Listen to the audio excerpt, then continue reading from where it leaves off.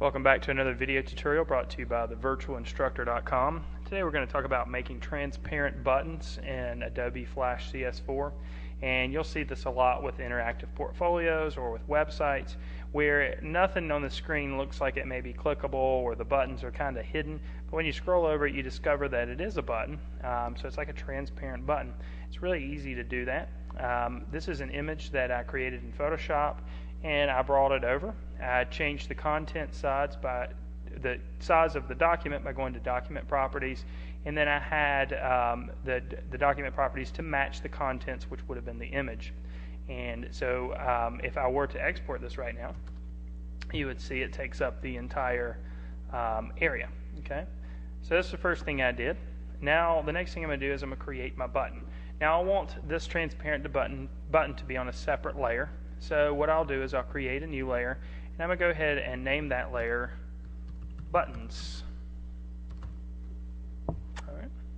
Then we'll make sure that we're on that layer, and then I'll go to Library, and I'm going to create a new button.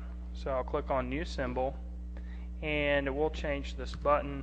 We'll name this button World.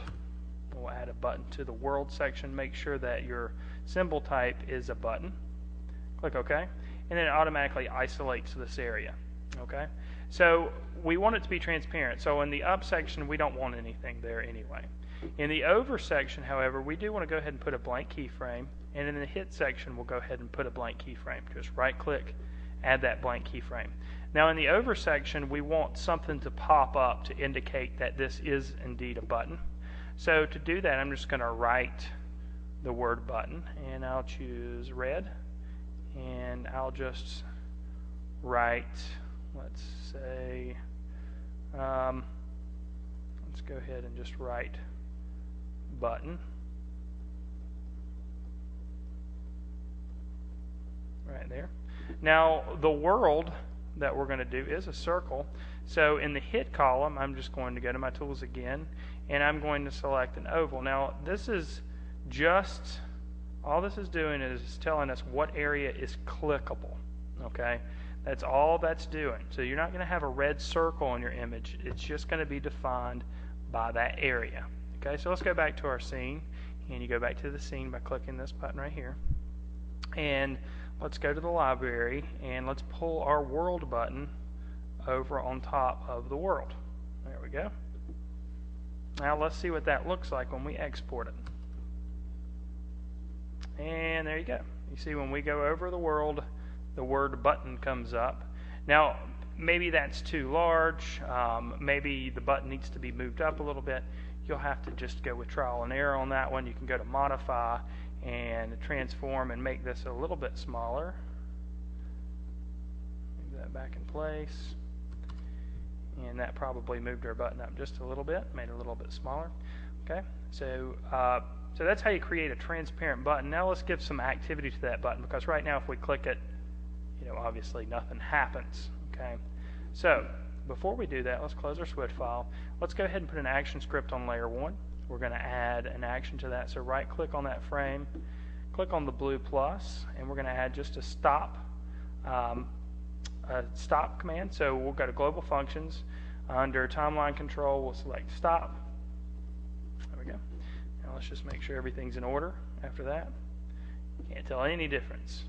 Not yet, anyway. Alright.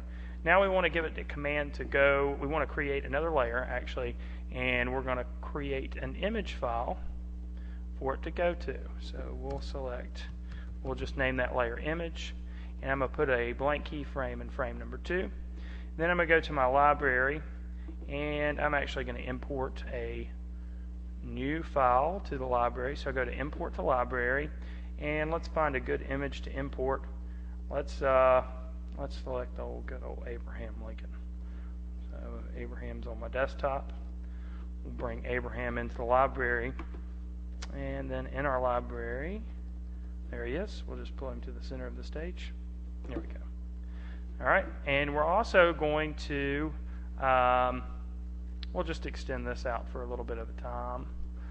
We'll put a keyframe right here, and then after that, of course, it'll go back to our title screen. but just to be safe, we'll go ahead and put an action script right there. We'll go to Actions, and then we'll go to Global Functions, and we'll go to Timeline Control, and we'll go to and play frame number 1.